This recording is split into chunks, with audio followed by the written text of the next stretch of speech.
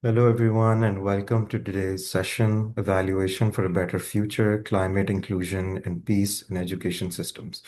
My name is Hamza Wakas. I currently work as a school evaluation associate, evaluating Beaconhouse schools at the national level in Pakistan, and I'll be the moderator for today's session. It's my pleasure to introduce our esteemed panelists, Ms. Sarah Khan Bashir. MBE is an award-winning solicitor and founder of SKB Law, with over 25 years of experience in family law and advocacy rights for women. She is also the co-founder of the Aura Network for South Asian Women in Law and hosts the podcast Family Matters. Welcome, Ms. Sarah. Thank you, Hamza. Delighted to be here today. Likewise. And we have with us also Mr. Faisal Nisar, who is the Assistant Director for School Operations and Development at Beaconhouse School System. He brings over 23 years of cross-sector experience spanning oil and gas, power, real estate, government, and FMCG. Welcome, sir. Thank you very much, Hamza. It's a pleasure indeed to be here. I find myself most humble in this league of persons around. So let's see how the things unfold. Thank you. No, sir, we're very lucky to have you with us. And we also have Mr. Ali Raza, who, with 32 years of experience, including over 19 years of experience in national and international leadership roles within Beacon House Group, where he currently serves as the group director, is also served as advisor to the Prime Minister of Pakistan on education reforms. Welcome, sir. Thank you very much, Hamza. Looking forward to this interesting discussion. By the way, Faisal, you don't have to be very modest because, I mean, you're holding a portfolio of over 100 schools, so that's not a joke. Thank you very much. It truly is an honor and a privilege to be with all of you today. Welcome, everyone. So, as we know, education systems today are increasingly expected to respond to some of the most pressing global challenges of our time. This includes, of course, climate change, social inequality, and growing political polarization. So this discussion will hopefully explore the role of evaluation in assessing how effectively education systems are addressing these broader social concerns. So I'd like to begin with a question and all three of you are welcome to comment. But I'd greatly appreciate if we could start with you, Mr. Ali Raza. So the question is, if we were evaluating an education system, not only for academic success, but for its contribution to building a better future. In your view, what evidence would matter the most? Well, thank you so much, Hamza. I think, first of all, when we talk about the education system, there's quite a lot of, there's a very wide spectrum of education systems. I mean, when we talk about the public education system, it has its own challenges, it has its own issues. And when we talk about the private sector, even in the private sector, we've got, sectoral kind of league there as well, where we have low fee private schools, where we've got mid fee tier private schools, and where we have these expensive private schools. So, I mean, clearly, there is a lot of very wide spectrum of these education systems that we are talking about. But in the nutshell, if I was to evaluate these schools, or if I was to see what is it that they are producing and what the evaluation has to, I mean, because these are very non-tangible things that we need to evaluate within these education systems. So I would suggest that perhaps the ethos of the school and the quality of their alumni would determine the kind of educational system.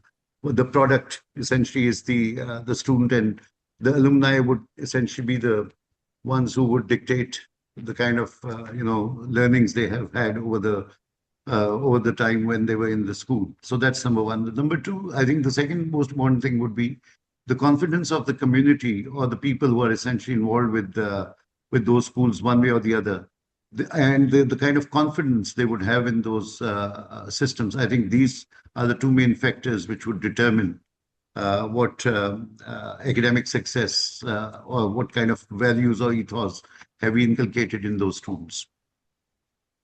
Interesting. Thank you so much for sharing. So your thoughts on this, Mr. Fessa? Well, Hamza, the statement that if we were evaluating an education system not for academic success alone, it's quite a big thing. But you see, from my perspective, it narrows down to one keyword, which is better future. What does better future means to a person or a student sitting in Pakistan, or what does it means to a student or a person sitting in Europe or US or UK for that matter? So it differs a lot. And if we talk of Pakistan, uh, we have a very obvious social divide between the rural and urban economies. So we need to first be very clear on what our objective is, what is a better future for us as a nation, as an individual, as a citizen of Pakistan, or as a citizen of some other part of the world. So that is part number one. And part number two would be there are few common things for a better future. Like you say, environment. You see, environment. Environment is one common thing that is shared by every individual alive on this planet Earth. So that's a common goal for me. And then you come down to other ethos that could be a socially equitable society, that could be a tolerant society, that could be anything. So we need to first look at the macro picture, then trickle it down to a local level, and then need to find the best of the mix as to what works for a person sitting in what part of the world. In the end, I would just like to state one thing that you see education system, whether it is private, public, UK education, US education, they have to produce citizens and not workers. And once we look at citizens, everything falls into its place. So that's what it goes for me. Thank you. Interesting. Thank you so much. Ms. Sarah, would you like to comment? Sure. Thank you, Hamza. I have to sort of agree with what Ali and Faisal have said. For me, it's not just a measure of academic success. It's more about who this person becomes, and that's to me is the real measurement of have our schools achieved their purpose. As a lawyer, obviously my interaction with schools is limited to the mentoring projects that I was involved with at that level. So I can see, in a snapshot of the students and what the school is measuring them against. But then as an employer, I can see when they come out of that academic system, what skills are they equipped with to deal with the world at large, which is something that Mr. Fessel touched upon as well. And some of the skills that are so important to the things that both Ali and Faisal spoke about are things like empathy, resilience, acknowledgement of what's happening in our climate, which you're right, Mr. Faisal, that touches everyone, regardless of where they are in the world. And those are the things I think as evaluators need to be addressed as to how we can measure those things. How do we measure empathy? How do we measure resilience? How do we measure conflict resolution? Because those are the things, as an employer, I'll be completely honest with you, I don't really look at the academics because by the time they've come to me and they want to, for example, become a lawyer, they've already achieved some kind of academic attainment. But for me, it's how will they work as a team player? Are they conscious of the client's needs? Have they got that built-in empathy? If you look at it, if you're 25, honestly, I don't ask the question, okay, so what grades have you got? I want to know what's your resilience like? Are you conscious of other team members' needs? That to me contributes for a more inclusive and supportive society. And that's what we're trying to aim for. Interesting. Thank you so much. I'd like to follow this up with you, Ms. Sarah, and ask that. So, what are the risks involved when education systems define success in a very narrow way? Who becomes invisible? Like who suffers at the end? I think, again, anecdotally, from my own experience, Mhm. when I spoke earlier about Mosaic, just for an explanation of those who are on the call, Mosaic was a mentoring program that was introduced in 2007 into schools in the UK. It was introduced by, it's King Charles now, but he was Prince Charles at the time. And he was acutely aware that children, mainly in disadvantaged areas, were needing good role models and role models who had come from similar backgrounds but had achieved success. And that it wasn't rocket science, but what it did was make schools aware that the children that you are referring to, Hamza, the quiet ones, the ones that don't engage, the ones that may be carrying trauma or burdens that we don't see every day, how can we equally measure them against those who have got that kind of, wholesome upbringing, shall we call it? So for me, it's about finding out who those kind of pupils are. As a divorce lawyer, that's the work I do. I'm acutely aware that some of the families that we deal with, the children of those families are then turning up at school and expecting to perform in the same way that children who haven't gone through similar trauma. So for me, if we're looking at evaluating, we have to find a way to measure other ways, other skills that these children may be able to display but can't do so in an open classroom environment. I think there's lots of ways you could do that, but we have to be aware that each child, I think we spoke about this earlier in terms of, for me, every child has a purpose.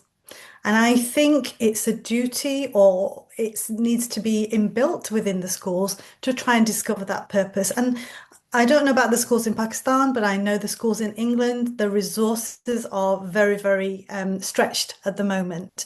So if we say to schools, right, this is extra that you have to do, they're going to say, well, we don't have the time, we don't have the resources, we don't have the capacity, we don't have the staff. So how do we inbuild the systems to measure these kind of things, to seek out these children who might be visible but actually invisible?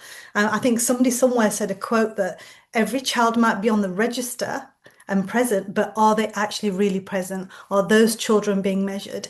And for me, the tragedy would be, and I have seen this, Hamza, in my day-to-days when I take on students to train them to become lawyers, that many of the students I take on won't necessarily be the ones that are the toppers who get the straight A students, but they have inherently got so many other human qualities and skills, all the ones that Mr. Faisal and Mr. Ali are talking about.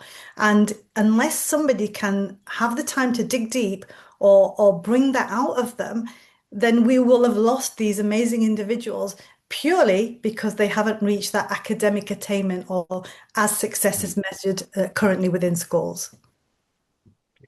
I would definitely agree that the challenge for us, one of the major challenges that we face is ensuring that our understanding of success is wide enough to recognize the diverse ways in ways young people learn, the ways in which they can contribute, and then eventually, of course, thrive, as you've alluded to as well. So thank you so much for sharing. Mr. Ali Raza, you've worked across school leadership and public sector governance, policy reform. From that vantage point, what are schools still not preparing young people for? And how might our evaluation systems be contributing to that gap? What are I the think values that we're struggling to inculcate? Well, I think uh, Ms. Sara has very rightly pointed out some of these areas where we are essentially not looking at the aptitude of these students.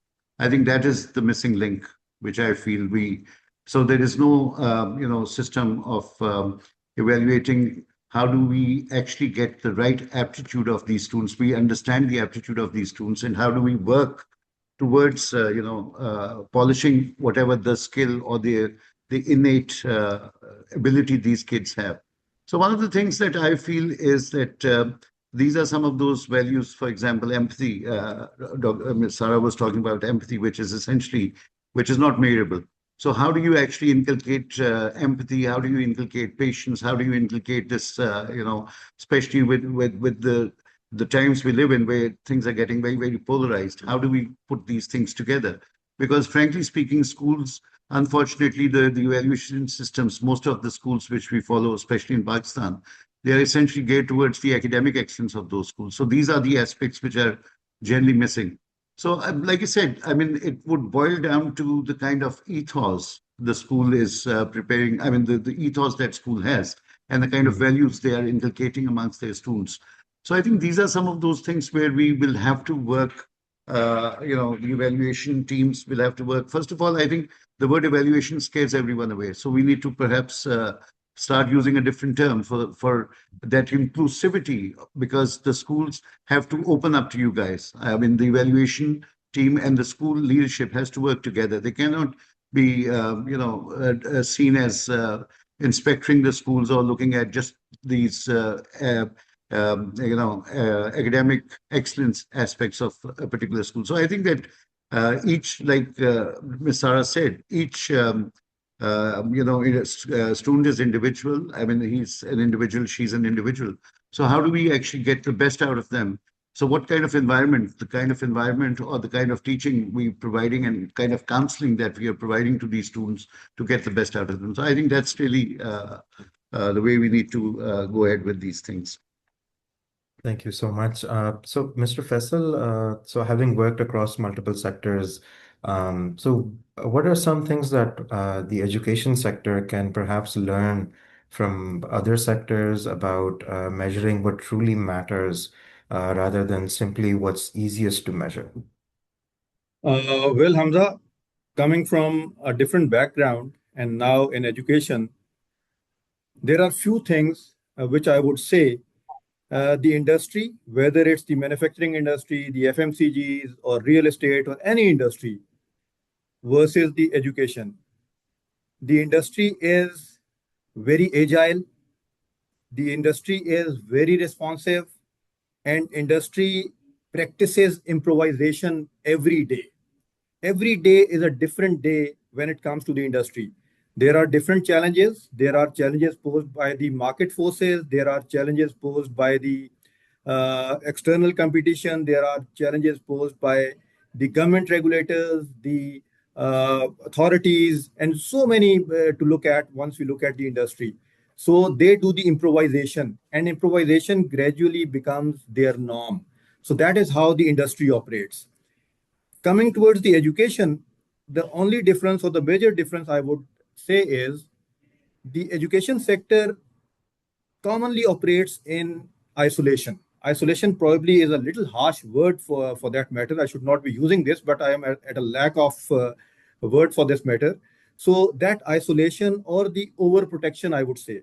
The students are nurtured in a very protective kind of an umbrella, under a very protective umbrella, whereby they don't look beyond the walls. So that is the challenge. We need to prepare our youth to challenge the status quo. We need to enable them to question us. We need to be willing to help them out. But the problem is, for this to happen, we need to collaborate with so many other stakeholders. You see, curriculum designing is not an easy part. Somebody sitting in one office or one place would be designing the curriculum for all others to follow. So that probably is not helping the right cause. We need to work we need to break the isolation, we need to join hands, we need to form the synergy, and we need to form the alliances with other competing schools, with the authorities, with the regulators, and with so many other forces, so that we are agile, we are responsive, and we know what is the challenge at hand and how to go about it. You see, I'll just take climate. We are talking of climate change for a long time now. What is the climate change? In very simple words, I would say it's just the rise in temperatures or the weather pattern change. I'm sitting in Lahore. It hardly used to hail here in Lahore. There were no hailstorms. Hail used to happen in 5 years or maybe in a decade, once in a time in a decade. But now it's a norm. Whenever it rains in Lahore, it hails. It damages the property, it damages the lives, it damages the other things. So, what has gone wrong? Has somebody worked on this? Have we put something about the climate in the curriculum of the things? Have we assigned some target number to the students? Let's say 5 trees to a student. Let's say we work on the water use in the schools per student or something like that. We need to come up with unique ideas. We need to break the status quo. We need to educate our youth so that they are able to focus on the challenges that are making up for the future. Otherwise, we are going to have it. So industry, academia connect, that can help. We can bridge the industry academia thing. That is one thing. Industry will be more than happy. You see, industry is challenged by external forces. There are multiple producers in Pakistan which are working with global giants like the Nikes and the Adidas and other things. The footballs used for the World Cup are produced exclusively in Pakistan. So you think they are not meeting the international standards? They are, because they are compelled to do that. Otherwise, their product is not going to be accepted world over. But our students are. Whatever way they are taught, they are accepted everywhere. So that is the thing that needs to be reworked, that needs to be redesigned. We need to focus more on the empathies and the social equalities, social justice, and that is how the life has to go on. Thank you. So it's thank you so much. It's so interesting because both of these things go hand in hand. What Mr. Ali Raza was talking about, having that, culture well established at the school in which students are studying, is so important to provide them that environment where they can learn from others and teachers acting as mentors. And similarly, it goes hand in hand with what you're saying, the exposure to the wider world, making sure that what we're doing is in tune with what's happening around us. So both of these things are so important, and they go well together. So and it's interesting that you mentioned climate education, the need for climate education, because there are many programs that are in place when it comes to the curriculum. And there are many initiatives in addition to the curriculum that are very visible in schools globally and within Pakistan as well. So, however, from an impact evaluation standpoint, there's a persistent challenge in distinguishing between compliance and genuine institutional change. Um, so, accountability across sectors is incredibly important, rising to the challenge. Um, because the consequences of inaction, so as you were referring to, so it's important to rise to the challenge because poor decision making, the result of that is often borne most heavily by vulnerable communities. So climate change, for instance, the impact on vulnerable communities is quite from a rights and equity perspective, Ms. Sara, so how should education systems and their evaluation approaches take into account these intersecting challenges of climate change, inequality, and social justice? Yeah, it's an interesting one, Hamza, and quite rightly as you put it, and I know Mr. Fessel touched upon it, is that the vulnerable communities, when it comes to climate change, are often the ones that are hit the first and the hardest, and often through problems that they didn't even create. Okay, so I think an awareness through schools and the interconnectedness that you all spoke about, I think it's a very important point that Mr. Fessel made, that this is a global problem, a global issue, and having that interconnectedness and that global community to share best practice as to how to overcome this inbuilt within the school system in terms of school projects and an awareness and a responsibility on students that this is part of the problems they will need to provide solutions for in the future as citizens is very, very important. It's really easy to, and I don't mean that lightly, because obviously you're in the business of evaluation, but to mark academic achievement is fairly straightforward, right? We know how they can pass an exam, but how do you measure, how do you evaluate a student's input into the social climate problem? How do schools make that an everyday issue that schools have to take on and students become aware of, so they become stewards for climate change, so they have a responsibility? It's inbuilt in their everyday awareness, as it were. And I think it's something that has to be done through community impact work, measuring, or first of all, the accountability. What is the problem? What is the climate change problem that we can help provide some solutions or discussions around, and making that part of the curriculum? I think Mr. Ali Raza mentioned that earlier. There has to be someone who thinks about the curriculum and inbuilds these kind of issues, everyday issues into that, as well as the academic achievements.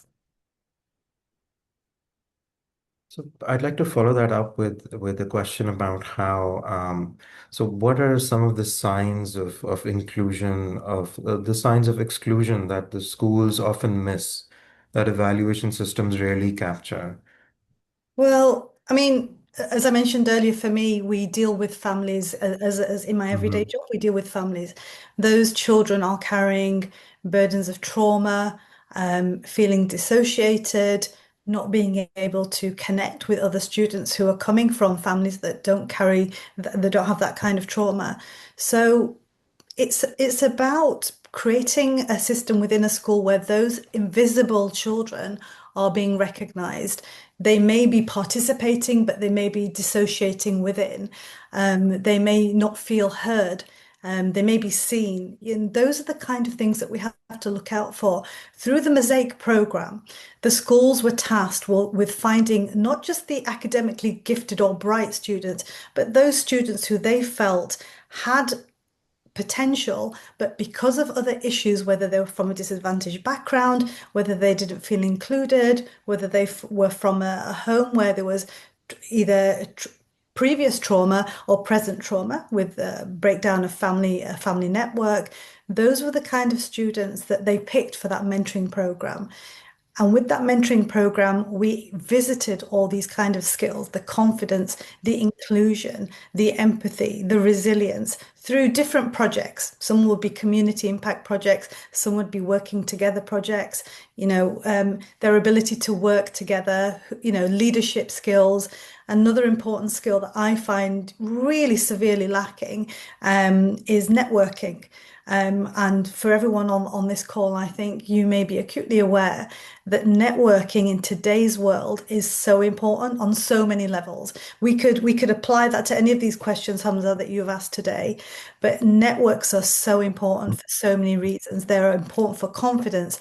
They're important for inspiring someone. They're important for introductions to someone who can help with whatever issue you are looking at. But many students, never mind students, but many adults find it so difficult to have that networking skill.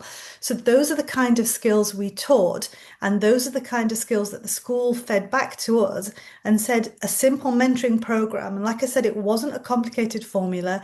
It was simply an alumni or someone who'd been through the academic system and was in the employment system would come back and feedback as to how they navigated the process, what barriers they faced, what trauma they may have faced personally, and then giving those students the hope and the inspiration that actually academic success and people who have in their eyes made it in the world or achieved that success hasn't been easy and it hasn't been straightforward. It's not a straight line. That's what the mentoring program illustrated and demonstrated that, if I talk personally, my parents wanted me to follow a route of medicine, but I couldn't stand the sight of blood. I thought there's no way in this world am I ever going to become a doctor. But because they, out of fear and concern for my future, thought that would be the best path to follow, there were other skills that I had, Hamza, that weren't picked up or recognized. So I was put on a path where I was destined to fail. And I did. My first set of exams I failed. They were all science exams, and it just didn't apply my mind or bring out the skills that I feel that I'm using today in the world of work. So when I eventually realized that and set upon the path that I felt was best suited to my skills, then I thrived. And that was the message in that mentoring program. And that is the job for you as evaluators, that I don't have the expertise or the experience as an evaluator, but that's something that those schools fed back to us and said that the program, short and sweet as it was transformational in what it achieved with those students. The quiet ones, the ones that weren't the ones that shouted the loudest at the front, who answered all the questions, who were the leaders in group work. Those were the children that we drew out other qualities and skills that aren't able to be ticked off on a checklist, but are so important, as Mr. Faisal Ali says, to produce global citizens. And I think schools, certainly in my experience, I don't speak for all of them, but the ones that I've had connections with, one, as I mentioned, don't have the time or the resources, but shy away from measuring those kind of human skills because of fear, well, how do we measure it? And the pressure on us, certainly from the government here, is we want to see results, we want to see data. Schools, as you know, are measured in league tables, who scored the highest, what percentage of students scored the highest.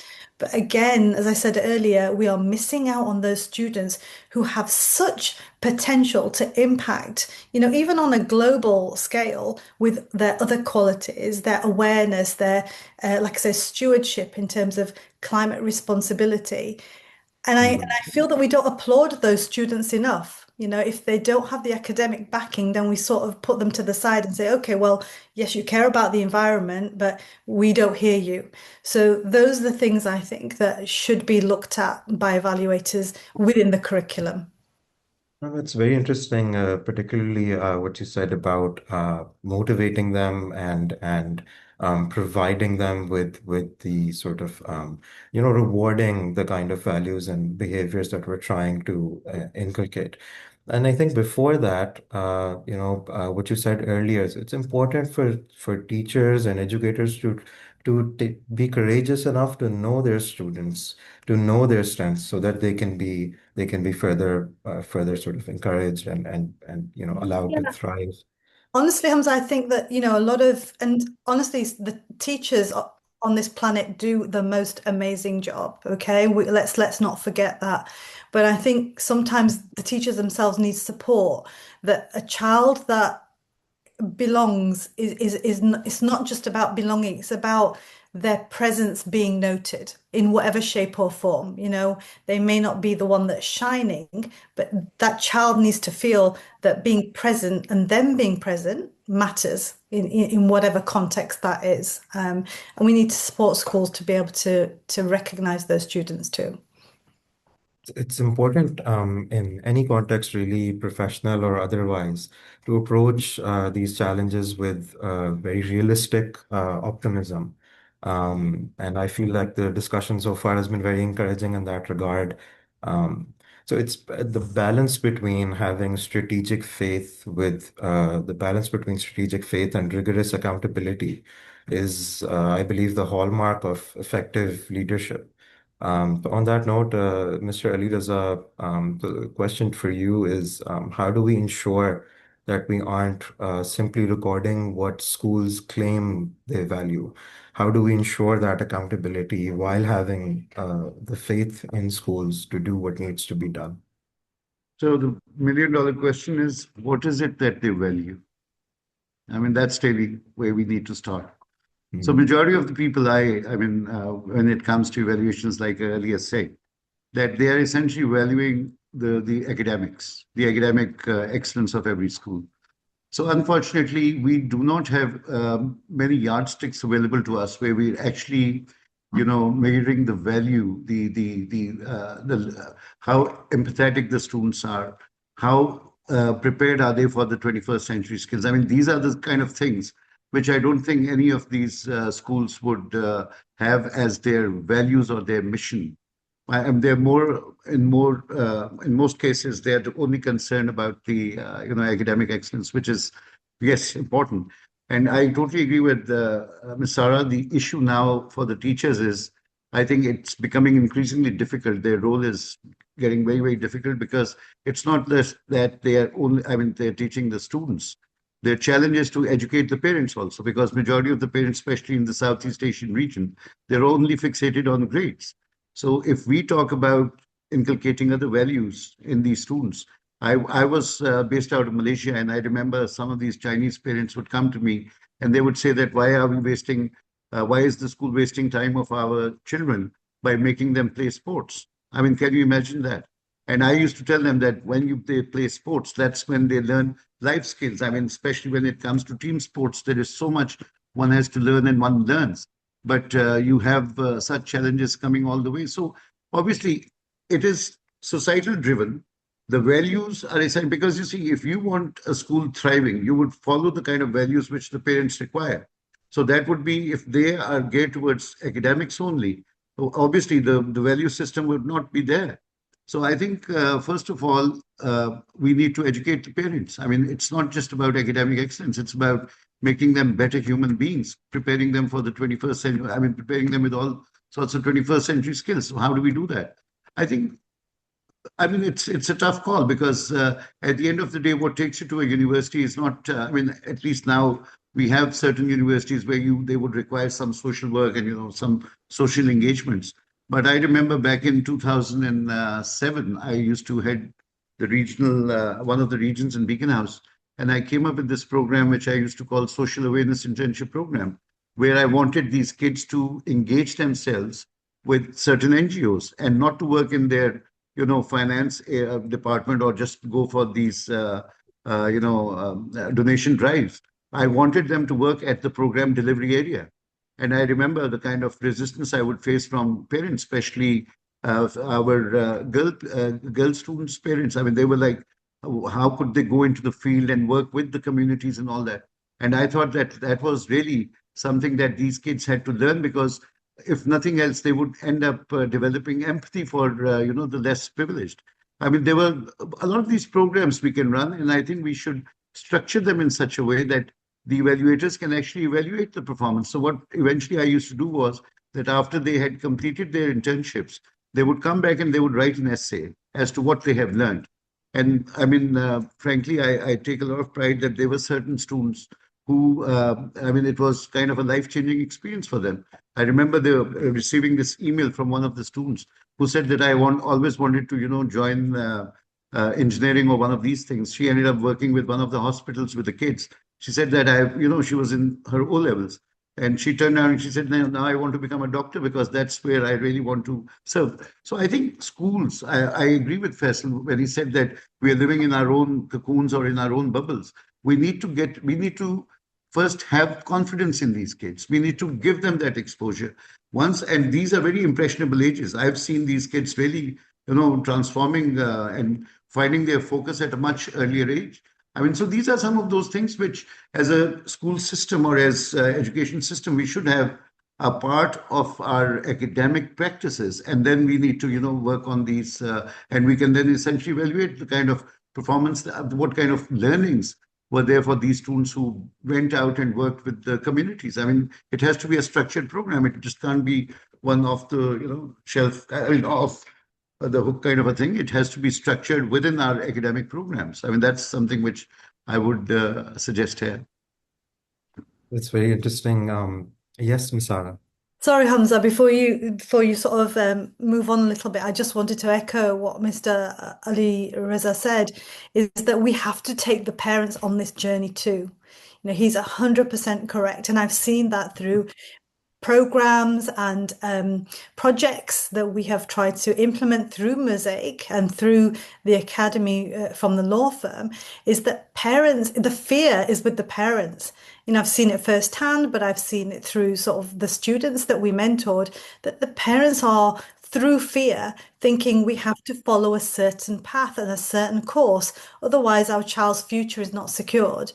And so of bringing the parents along on that journey, not fighting against them, but bringing them along on that journey to show that this pathway is going to enhance and ensure that your child or student thrives is key to the success of this kind of evaluation in schools. 100%, I have to agree with that.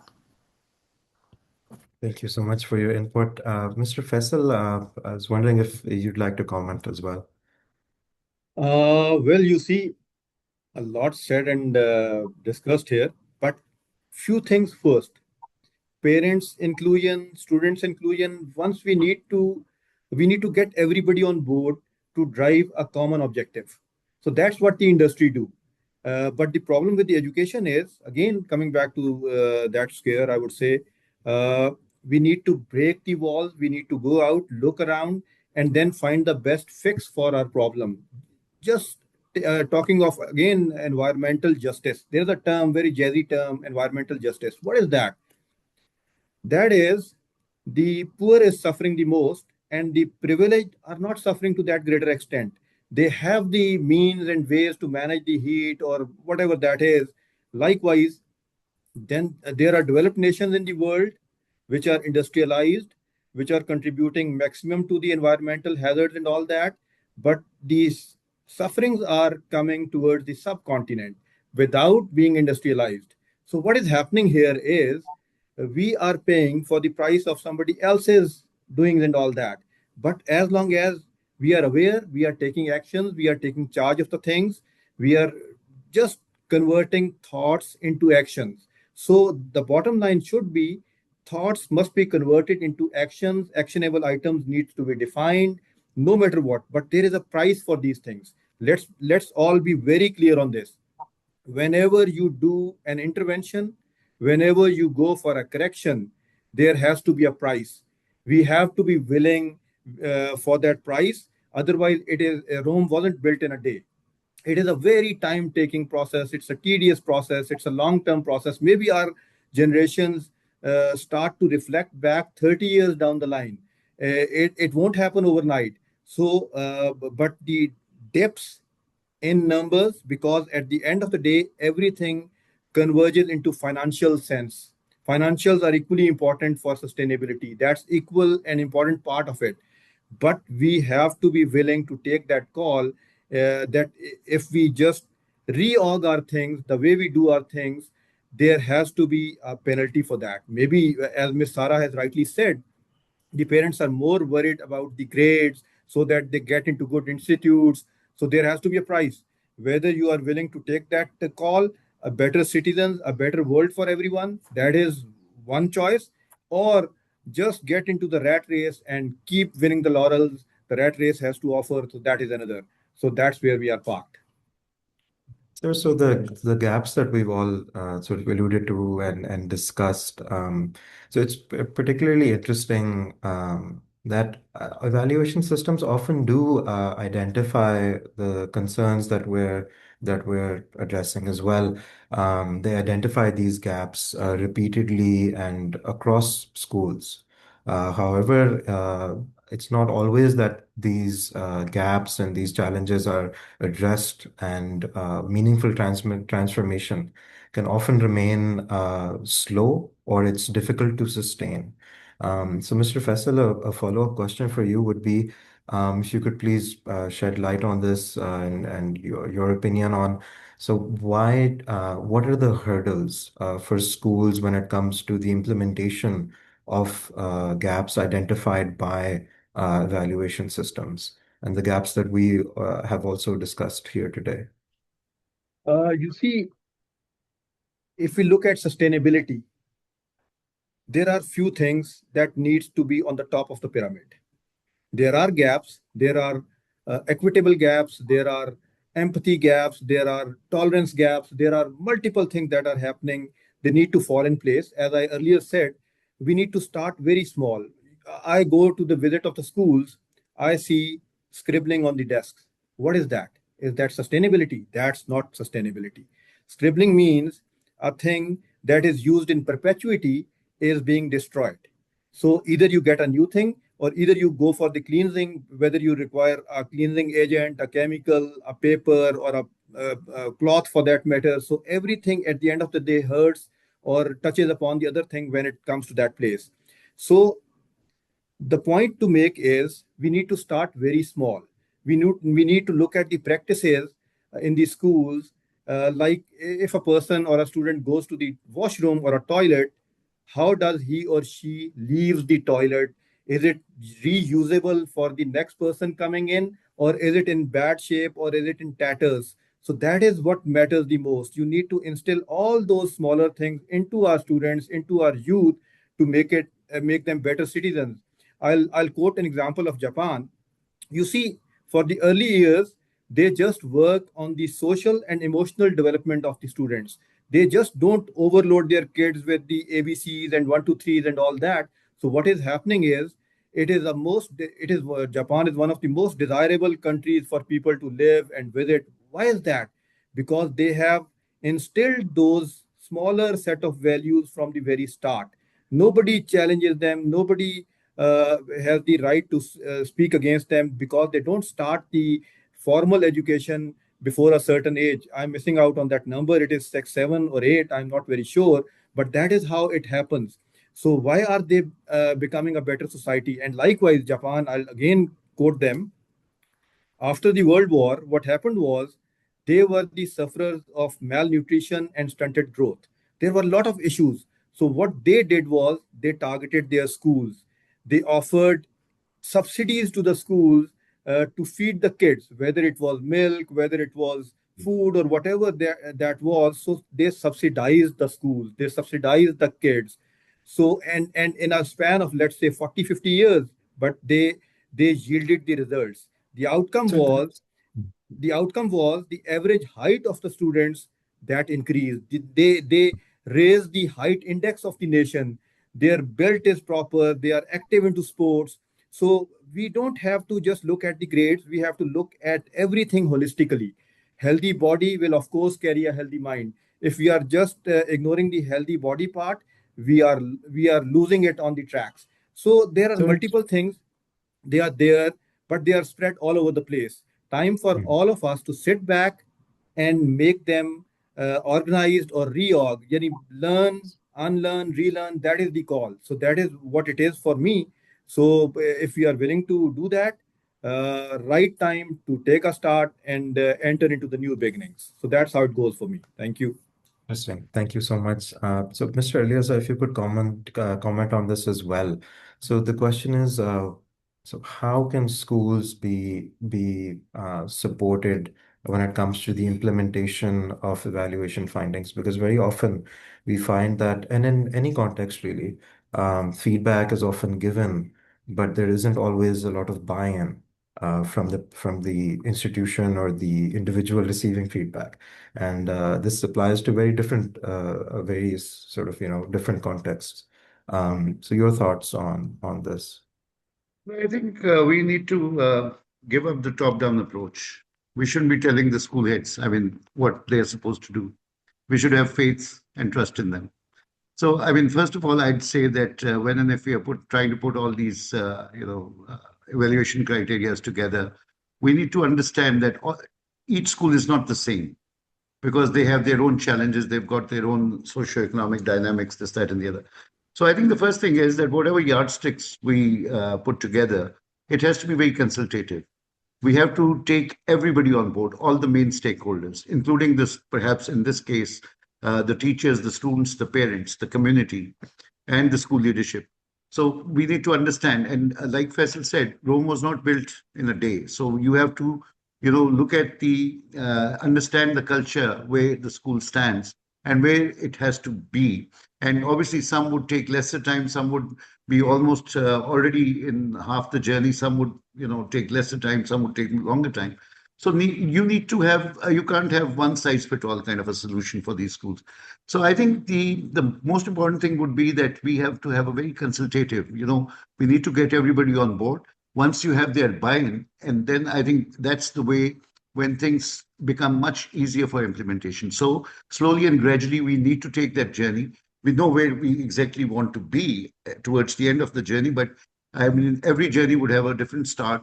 But I think the other thing which I feel, because in systems or in organizations which is a network of schools, we see that we try to impose similar policies across the board. I mean, then you would see that there are certain individual schools which are doing exceptionally well because they have that autonomy to, tweak their policies. They can change their policies. But when it comes to larger school networks, it becomes increasingly difficult because you see, we use the same yardstick to measure the performance of every school. So I think it has to be done in a bit of a more rational or a logical way, where we engage, we get everybody on board, put the policies in place, get their buy-in, and then start to implement those. And then the pace of implementation would essentially vary from school to school. I mean, and then of course, most importantly, giving certain rights, giving certain authority to the school head, and not, penalizing them that if they're not following the policy in letter and spirit. We should give them some space. We should give them some latitude. I think that's really the way to go about it. Oh, that's very And fascinating. I would like Yes. to add to what Mr. Ali Raza has said. You see, evaluation is a very different term. We have to start small. It has to start from compliance. Then it will convert into a commitment. The commitment is not going to happen without compliance part. So somebody has to steer that compliance initially, maybe 10 years. Once I say initially, it can be a period of 10 years or maybe more. So starting from compliance and moving towards commitments. So that's the route we have to take. And for it has to be painful thing. It has to be a long journey, but we have to be patient along the way. So compliance to commitment. So that's the journey. That's the USP from my side. So that's how it goes for me. Interesting. Thank you so much. So this brings us to our closing question before moving on to questions from the audience. We've had quite a few questions from the audience. So the closing question, and if Ms. Sara, if we could start with your thoughts on this. Um, so 20 years from now, what do you hope that today's students will thank our education systems for? And what do you hope that they will forgive us for getting wrong? I hope they'll forgive us for getting it wrong. That's the hope. But I also hope that in the future they will thank us for teaching them how to think, not what to think. Okay, and I think all the panelists have touched upon this. And I think that everything that has been said today, honestly, I cannot, and this is, I think I said this to you, Hamza, before, that this is a subject that is so close to my heart. I'm not in the academic system, I'm not in the evaluation system, but this discussion, this has got to be the first of many on this subject. And everything that everyone has said today should be really taken on board and deep dived. Mr. Ali Reza talking about having the schools buy in. One of the comments I wrote when the panelists were speaking was that the teachers, we often say, okay, they're not implementing certain things, but we don't give them enough credit because they have a absolutely, incredibly hard job. Not only are they trying to meet the academic requirements set by central government or the overall board, but they're also well aware that certain students may need additional support in certain areas, but they're not able to provide it. So as well as the schools, the teachers themselves are a place to start with all of this, to give them support, whatever they can identify as being a need within certain students, within the classroom environment, within the school environment, let's support them. As Mr. Ali says, we can build that into any future evaluation systems. And then you've got the buy-in. If you have got teachers whose opinions and experience are valued to such an extent that you are incorporating that within any future evaluation systems, then the only winners are going to be the students because you have got complete buy-in for whatever you're trying to outlay. If you're going to work against a system, it's going to be hard on both sides and there's going to be friction. I think the students will thank us for, all of us have talked about the skills during the course of this session, about the empathy, the leadership, the confidence, the resilience, the conflict resolution, the climate responsibility. But, what we actually need to do is let students experience them, not teach them. And that's what Mr. Ali Reza was touching upon in terms of those kind of community experiences, those community projects, and getting the parents buy-in that these are teaching equally as good as skills as the academic ones. That's what I think students will thank us for. If we're able to provide them with those kind of experience so they learn the skills, not just in a classroom blackboard situation, this is empathy, this is leadership. They have to experience them to enhance, and I'm sure every student has that. It's about being able to have the potential. One of the things that came out of the Mosaic mentoring project that we did and the academy that I created alongside the law firm, which essentially was to provide students with a soft landing into the legal world, to give them those kind of skills.